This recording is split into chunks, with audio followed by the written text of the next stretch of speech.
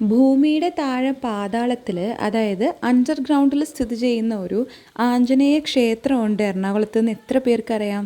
അതെ, ആലുവയിലുള്ള ശ്രീ പാതാള പഞ്ചമുഖ ആഞ്ജനേയ ക്ഷേത്രം. 5 മുഖങ്ങളുള്ള ഒരു ഹനുമാൻ സ്വാമിയുടെ വിഗ്രഹമാണ് കേട്ടോ ഇവിടെ പ്രതിഷ്ഠ.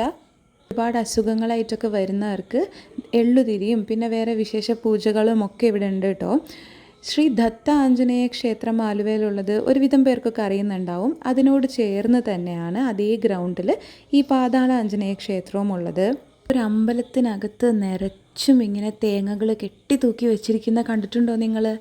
ഈ ദത്ത ആഞ്ജനേയ ക്ഷേത്രത്തിൽ അങ്ങനെയാണ് കേട്ടോ. അവിടെ വീഡിയോഗ്രാഫി ഒന്നും അലൗഡ് അല്ലായിരുന്നു, അതുകൊണ്ട് അതിൻ്റെ വീഡിയോസൊന്നും എടുത്തിട്ടില്ല.